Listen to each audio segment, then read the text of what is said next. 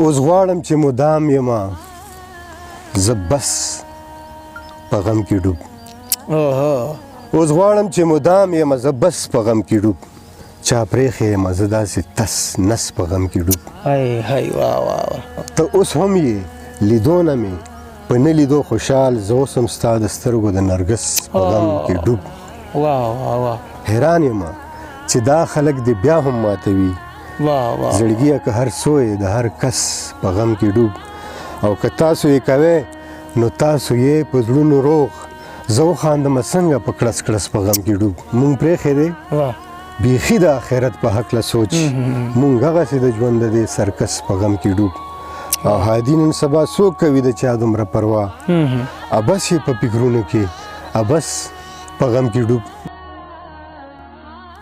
سلامونه ملګرو، ګلزمان بیقرار یم د خپلې پاڼې ګلزمان بیقرار نه تاسو سره نیغ په نیغه یم په دغه تمه په دغه هیله چې روغ جوړ به او د صحت و جامو به قدرمنو یاد دی وي زمونږ دغه هڅه وي دغه زیار وي د شاعرانو ادیبانو لیکوالانو ملګرو سره ناستې کوو ستاسو لپاره د هغې په ژوند په فن او په شاعرۍ باندې خبرې کوو.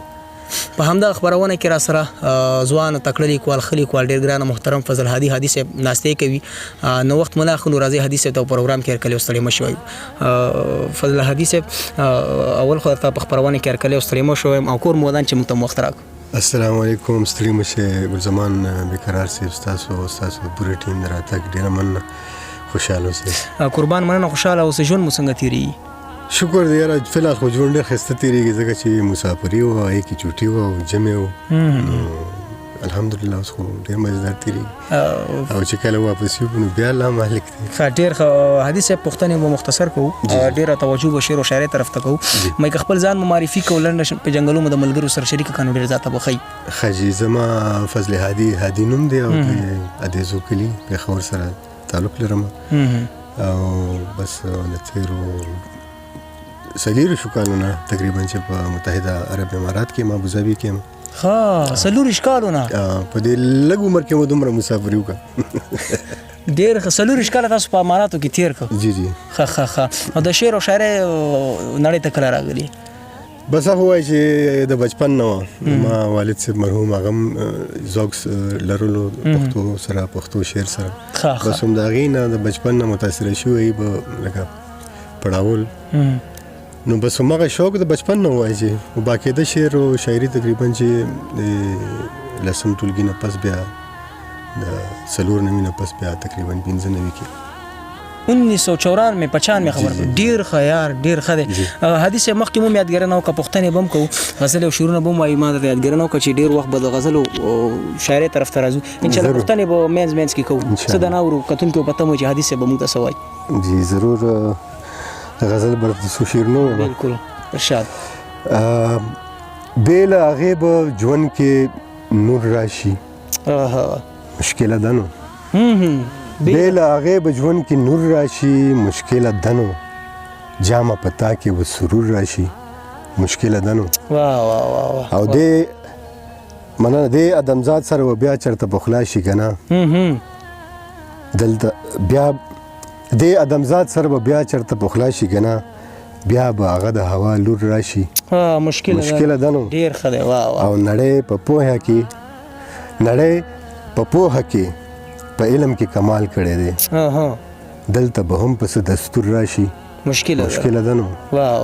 او مونږ به هم جهالت پرېږدو چرې څه ووایم، مونږ به هم جهالت پرېږدو چرې څه ووایم، ممکن به هم چرته شعور راشي، مشکله ده نو. او مونږ به هم جهالت پرېږدو چرې څه ووایم، ممکن به هم چرې شعور راشي، مشکله ده نو. او که دې نن دور کې خدای مکه بېوسه شولې او ستا په کار عزیز تربور راشي، مشکله ده نو. او هغه خو ټول عمر خپل ځان خورې ری ګڼلې، هغه خو ټول عمر خپل ځان خورې ری ګڼلې، ستا په هادي کې به غرور راشي، مشکله ده. ډېر ښه دی حدیث صاحب. نور څه ته نه اورو. مشکله ده که پاتې شي ژوندی درپسې مري، مشکله ده که پاتې شي ژوندی درپسې مري، رباره ورته وایه لیونی درپسې مري، مشکله ده که پاتې شي ژوندی درپسې مري، رباره ورته وایه لیونی درپسې مري.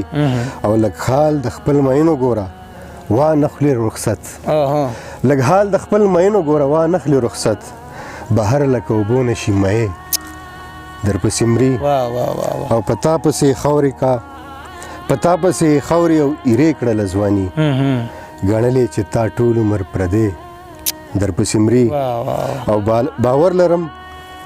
باور لرم چې یو ذره به چرت نه کی خراب باور لرم چې یو ذره به چرت نه کی خراب که پړک در پسې چوي د چا زړګې در پسې مري او تا اخلي او خوږې رشتې بربادوي تا اخلي او خوږې رشتې بربادوي پیسې پتا کې سدي هر سړی در پسې مري تا اخلي او خوږې رشتې بربادوي پیسې پتا کې سدي هر سړی در پسې مري او د حسن په لمبو دې ستې کړې دی هادي که جوړ دې تنه نکړلو لاله ډېر ښه دی حدیث یو پوښتنه لرم تر دې وخته پورې مو څومره شاعري کړې ده آیا کتاب ته مو خیال شته کتاب مو چاپ دی یاره انشاءالله به شاعري خو داسې ډېره ده هغه نه انشاءالله که خیري اوس دا ملګري راپسې دي امرالله ژوندون صاحب طارق صاحب فضل مومن صاحب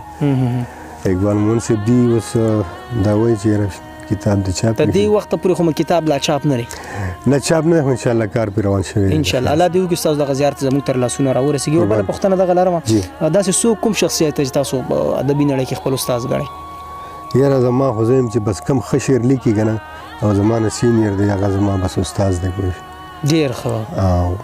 ډېر ښه مخکې زو نور څه نه اورو نو څو شعرونه نور دي د بل غزل چې ستا حسن ستا قامت او ستا صورت کاریګری ستا حسن ستا قامت او ستا صورت کاریګری پتا باندې خو کړې د قدرت کاریګری واه ستا حسن ستا قامت او ستا صورت کاریګری پتا باندې خو کړې د قدرت کاریګری او خایست ولدا د یو په دوکړو قربان زرګره زه د ستایم مهارت کاریګری ډیر ښه دی او زمونږ که سجده دي نو غیبت او یا حسد په نشمو برابر وي ذهانت کاریګری ډیر ښه دی ته زده که څه هنر چې بیا بیکاره نه کینې لګیا به کوې به خپل محنت کاریګری او دا بیله ده چې نشته پکې یو ذره سکون دوی کړي په دې ښار کې د قیامت کاریګری او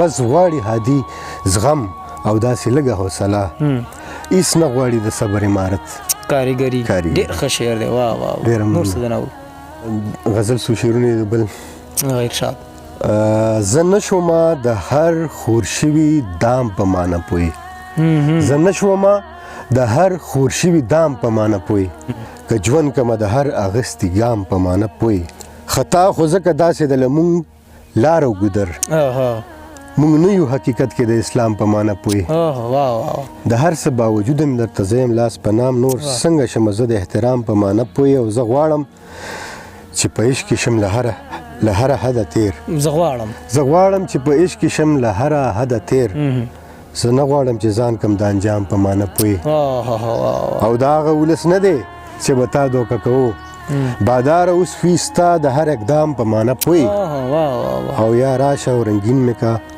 یا راشه او رنگین یې کا خمار کساکی یا ما که د پیکه پیکه ماښام په معنی پوی او تا کړی دی ټول عمر بې ناغې پرونو تندي تما هم که هادي لږ د ناکام په معنی پوی خوی د ازغي چې ګلاب ولی کوي دومره غرور په شباب ولی کوي مطرب می چیړي پر هرونه د زړه ما ته نغمې پر رباب ولی کوي چې مې د سوال معصومیت مني بیا چې رټلې جواب ولی کوي دا کار زمونږ د انسانانو نه دی خلق د خلکو حساب ولی کوي دا کار زمونږ د انسانانو نه دی خلق د خلکو حساب ولی کوي دوی دومره زده کړې نه ماړه ولی دي ډډه چې دوی د کتاب ولی کوي ځان ته چې وایي څوک خاوند د ایمان هغه بیا کار د عذاب ولی کوي هغه ملنګ دی ملنګي خوښوي هغه هادي به خوی د نواب ولی کوي جمع دی شور د باران هم راځي. جمع دی شور د باران هم راځي. ستا د تودې خوا ارمان هم راځي. بیا د چا ګټې ته زړه نه کېږي. په ژوند کې داسې تاوان هم راځي. د امید شمو فکرمن یمه پکې ګلې پکې سیلې او طوفان هم راځي. د امید شمو فکرمن یمه پکې سیلې او طوفان هم راځي. بس بلیدل چې پکې نه راتلې د روڼو منځ کې خفګان هم راځي. او په ښو ورځو کې دا هیر نه کې چې بدې ورځ په انسان هم راځي. او په ښو ورځو کې دا هیر نه کې چې بده ورځ په انسان هم راځي. او زما جنون بدله کړې هادي اوس پې د مینې پیریان هم راځي. ډېر ښه دی هادي صاحب. ډېره مننه. ستا بېروخي ستا بېروخي بې وفایي زه دې هر څه معاف کوم. ما له دې ذهن کو ګډوډ په دې دې نه معاف کوم. او د ستمونو تسلسل دې برقرار وساته. نوي زخمونه راکوه زه به زاړه معاف کوم. او چې ستا د چم دي نو پرېږده چې مې په کاڼو ولي. زه ورته خپل خون وربخه ملوې واړه معاف کوم. زما سکون یې کو برباد ما نه یې خوب وړی دی. نه دې دا سترګې معاف کوم نه دې رانجه معاف کوم. او دغه هدف ته د بادار چې امن اونو وینو قسم یې کړی چې والله که پښتانه معاف کوم. او چاته یې نن داسې ویلي اورېدلي مې دي بس خو چې وخیږي بدار هادي به زه معاف کوم. هادي صاحب ډېره زیاته مننه. هادي صاحب څه پیغام لري خپلو کتونکو ته د خپرونه په اخره کې؟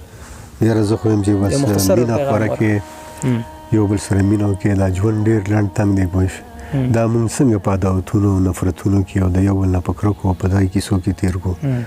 نو زه یم چې دا ټوله دنیا مینه شي پوه شې. نو نه به څه تکلیف وي نه به څه غم وي پوه شې. ډېره زیاته مننه قدرمنو.